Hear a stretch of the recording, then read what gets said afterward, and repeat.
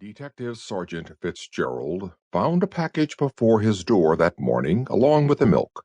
He took it inside and opened it. It was a remarkably fine meerschaum pipe, such as the sergeant had longed irrationally to own for many years. There was no message with it, nor any card.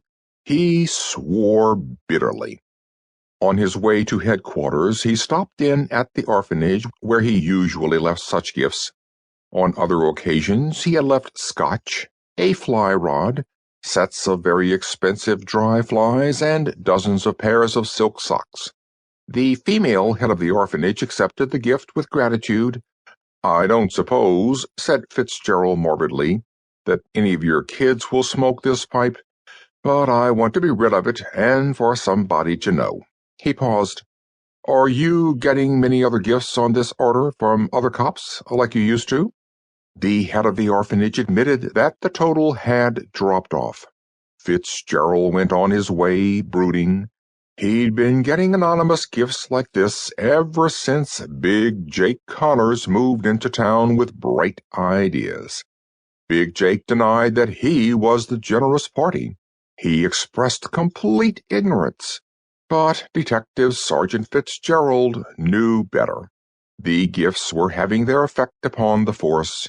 There was a police lieutenant whose wife had received a mink stole out of thin air and didn't speak to her husband for 10 days when he gave it to the community drive. He wouldn't do a thing like that again. There was another sergeant, not Fitzgerald, who'd found a set of 4 new white wall tires on his doorstep and was ostracized by his teenage offspring when he turned them in to the police lost and found. Fitzgerald gave his gifts to the orphanage with a fine disregard of their inappropriateness, but he gloomily suspected that a great many of his friends were weakening. The presents weren't bribes.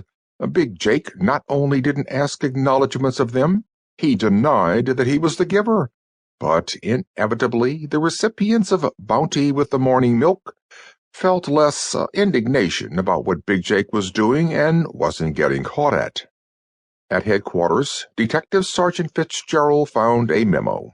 A memo was routine, but the contents of this one were remarkable. He scowled at it. He made phone calls, checking up on the more unlikely parts of it. Then he went to make the regular investigation. When he reached his destination, he found it an unpretentious frame building with a sign outside, "Elite Cleaners and Dyers."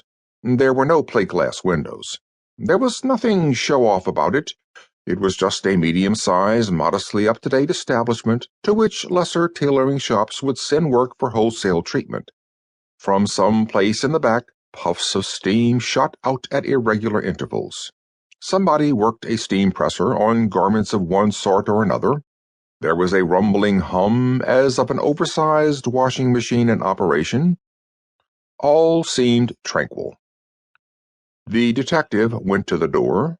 Inside there was that peculiar professional cleaning fluid smell, which is not as alarming as gasoline or carbon tetrachloride, but nevertheless discourages the idea of striking a match.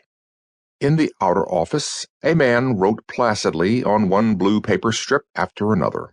He had an air of pleasant self-confidence. He glanced up briefly, nodded, wrote on 3 more blue paper strips, and then gathered them all up and put them in a particular place. He turned to Fitzgerald. "Well?" Fitzgerald showed his shield. The man behind the counter nodded again. "My name's Fitzgerald," grunted the detective. "The boss?" "Me," said the man behind the counter. He was cordial. "My name's Brink. You've got something to talk to me about?" "That's the idea," said Fitzgerald. "A couple of questions." Brink jerked his thumb toward a door. "Come in the other office. Chair's there, and we can sit down. What's the trouble? A complaint of some kind?" He ushered Fitzgerald in before him. The detective found himself scowling. He'd have felt better with a different kind of man to ask questions of. This Brink looked untroubled and confident. It didn't fit the situation. The inner office looked equally matter-of-fact. No.